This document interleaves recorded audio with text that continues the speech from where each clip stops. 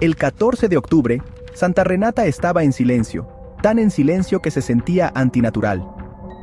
Daniel Urrutia, un joven bibliotecario, andaba por su casa heredada, incómodo en su antigua calma.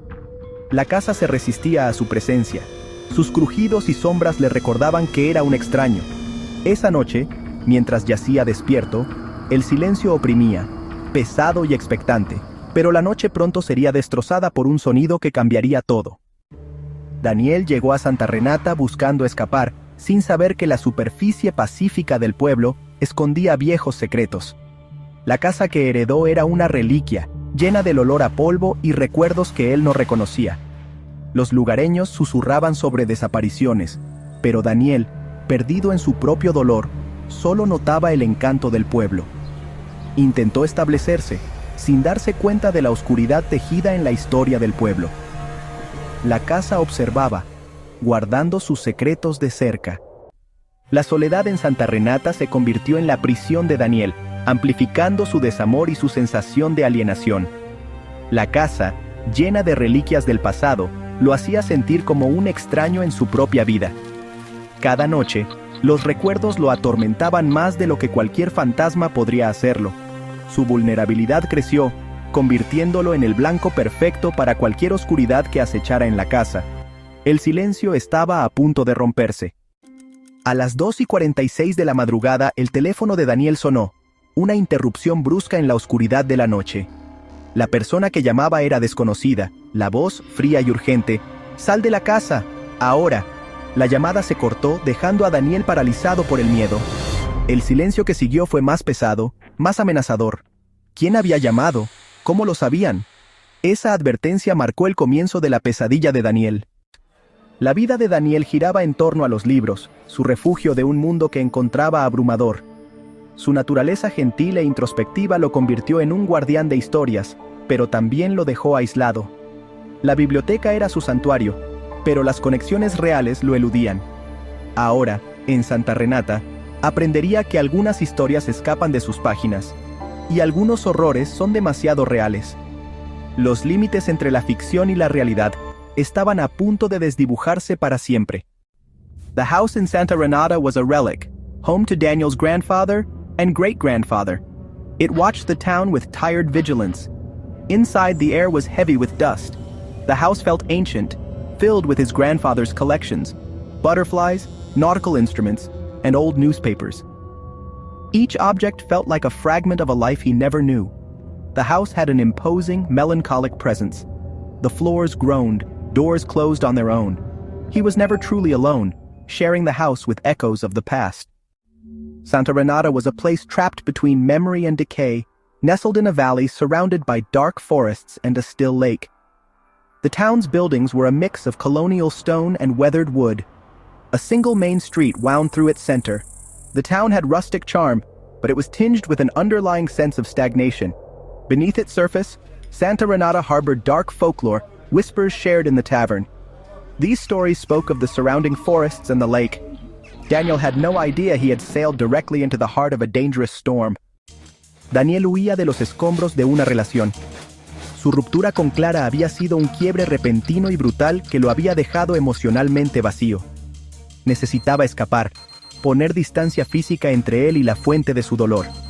Esta herida emocional aún estaba abierta cuando llegó a la casa de su abuelo.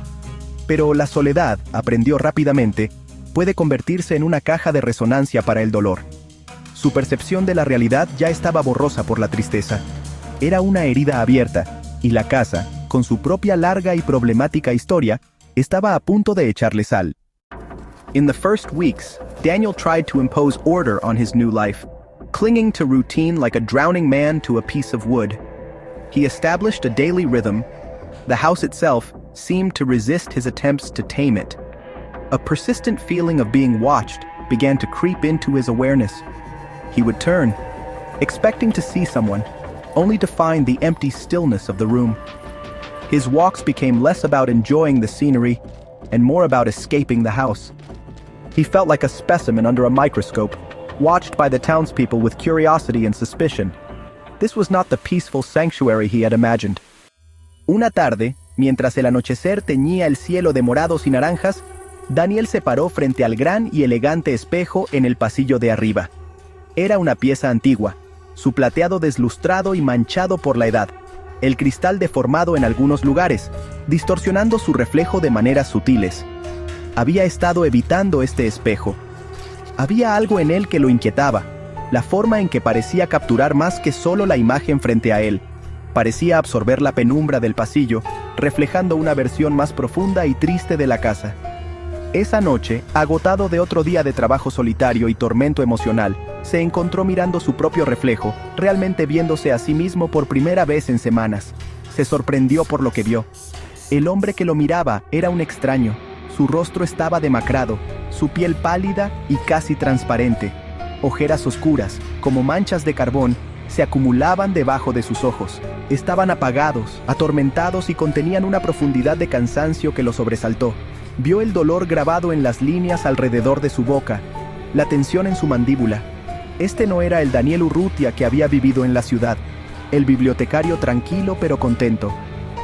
Esta era una versión vacía, un hombre que parecía estar siendo borrado lentamente. Levantó una mano para tocar su rostro, y por un aterrador, una fracción de segundo, su reflejo pareció retrasarse. Fue un parpadeo, una falla momentánea en la realidad tan breve que inmediatamente se preguntó si lo había visto en absoluto. Parpadeó, sacudiendo la cabeza, atribuyéndolo a la fatiga. El estrés y la falta de sueño podían jugar malas pasadas a la mente. Forzó una sonrisa, un gesto patético y tembloroso, pero el hombre en el espejo no parecía compartir el sentimiento. La sonrisa del reflejo fue una fracción de segundo demasiado lenta, una imitación grotesca y sin alegría que no llegaba a sus ojos huecos. Un frío pavor, agudo y helado, atravesó su fatiga. Se quedó inmóvil, su corazón golpeando contra sus costillas. Miró fijamente su reflejo, queriendo que se comportara, que lo imitara perfectamente. Lentamente bajó la mano, y esta vez, el reflejo lo siguió sin demora. Soltó un aliento tembloroso, una risa nerviosa escapó de sus labios. No era nada, solo su mente, agotada y desgastada por el estrés, creando fantasmas donde no lo sabía. Pero la semilla de un nuevo y más profundo miedo había sido plantada. Estaba empezando a dudar no solo de su entorno, sino de sus propios sentidos, de su propia cordura. Mientras se alejaba del espejo y regresaba a la relativa seguridad de su dormitorio, no pudo quitarse la escalofriante sensación de que el hombre en el espejo todavía lo estaba observando. The silence after the call was terrifying. Daniel froze, phone in hand. "Get out of the house, now!" The words echoed, the voice was cold, urgent, a prank? But the voice felt ancient, serious. A warning resonated deep within him. He forced himself to breathe, checking the call log. He needed to see the number. The house felt hostile. Darkness watched him. He tapped the recent call. A number appeared. His blood ran cold. The number wasn't unknown. He knew it well. It belonged to his sister Laura, his sister who died 6 years ago. The phone slipped from his hand. La negación se estrelló sobre Daniel como un tsunami. Fue una defensa poderosa e instintiva contra una realidad demasiado horrible para aceptar. Le arrebató el teléfono del suelo, con las manos temblorosas tan violentamente que apenas podía sostenerlo. Volvió a mirar el número, deseando que cambiara, que se transformara en otra cosa, algo lógico, pero permaneció, claro y nítido en la pantalla brillante, el viejo número de Laura. No podía ser. Era un error técnico, una cruel coincidencia, un número falso. Los bromistas podían hacer eso ahora, hacer que una llamada pareciera provenir de cualquier número que eligieran. Alguien estaba jugando un juego enfermo y retorcido. Recordó el día, con dolorosa claridad. Pocas semanas después del funeral, había ido con sus padres a la compañía telefónica. El representante de servicio al cliente había sido comprensivo pero firme mientras realizaban los trámites para cerrar la cuenta de Laura. Recordó la finalidad del acto, la firma de un formulario que cortaba oficialmente su último lazo digital con el mundo. El número había sido desactivado, sacado de circulación y devuelto al vasto y no utilizado grupo de dígitos. La compañía les había asegurado que no sería reasignado por al menos varios años. Se había ido. Dejó de existir como una línea de comunicación funcional. Entonces, ¿cómo podía llamarlo ahora? Una necesidad frenética de pruebas lo invadió. Tenía que confirmar que era solo una broma. Sus dedos, torpes por el miedo, escribieron un mensaje de texto al número. ¿Quién es? Deja de jugar. Se quedó mirando la pantalla, observando el pequeño icono que indicaba que el mensaje intentaba enviarse. Los segundos se estiraron hasta la eternidad. Luego, la notificación que tanto temía como esperaba apareció en letras rojas debajo de su mensaje. Mensaje no entregado. Verifica el número e inténtalo de nuevo. Se le encogió el corazón. El número estaba, como él sabía, inactivo. No podía enviar ni recibir mensajes de texto. Era un fantasma digital. Entonces, ¿cómo había hecho una llamada? La contradicción era una paradoja que su mente lógica no podía resolver. La voz de la llamada resonó en su memoria. No había sonado como Laura. Para nada. La voz de Laura había sido cálida, llena de vida y risas, incluso cuando estaba enojada. La voz en el teléfono había sido monótona, un susurro frío y maquinal de un lugar desprovisto de toda calidez. ¿Era posible que alguien hubiera encontrado la manera de reactivar su número? ¿Un hacker? ¿Un criminal? ¿Pero por qué? ¿Por qué atacarlo a él? ¿Y por qué el críptico mensaje sobre la casa? Las preguntas se multiplicaron, cada una más aterradora que la anterior.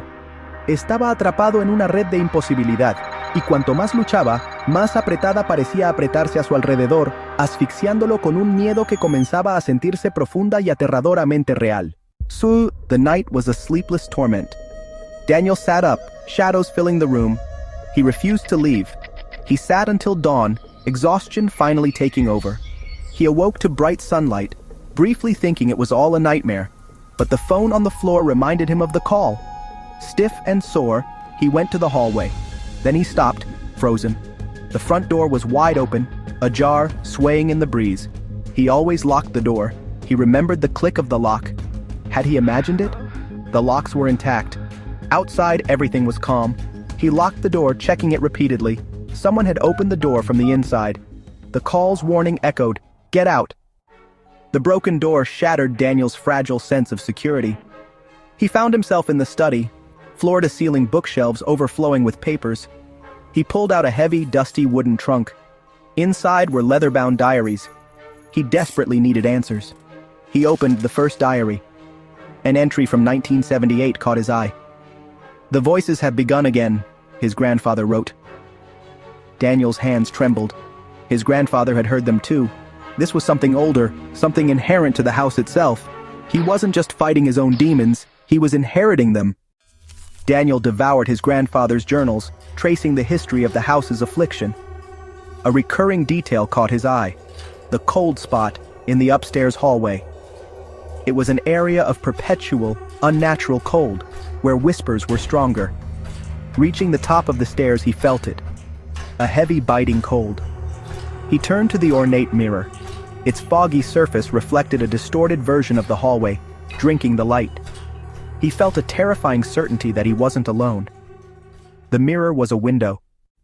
Daniel struggled to reconcile his rational mind with the terrifying events unfolding. He retreated to his bedroom and began cleaning, hoping to calm his racing thoughts. As he wiped down a high wooden cabinet, he noticed something odd in the dust. There were lines, patterns, etched into the grime. Using his phone's flashlight, he saw words. A message was written in the thick dust on top of the cabinet. The writing was shaky, childlike. The word was Sophia, repeated over and over. The name meant nothing to him. A wave of dread washed over him. The house was communicating with him, offering pieces of a puzzle he didn't understand. After discovering the name Sophia, Daniel felt watched. The house felt malevolent, its silence threatening. Objects moved. A book from the kitchen reappeared in the study. He tested his sanity, arranging items and photographing them. Upon returning, they'd be subtly altered. A slow, methodical psychological torment. Shadows moved unnaturally. One afternoon, a dark, amorphous shadow slid across the floor towards him. A tangible darkness moving with purpose. Daniel jumped back, terrified. He wasn't alone. He shared his home with something, its presence undeniable.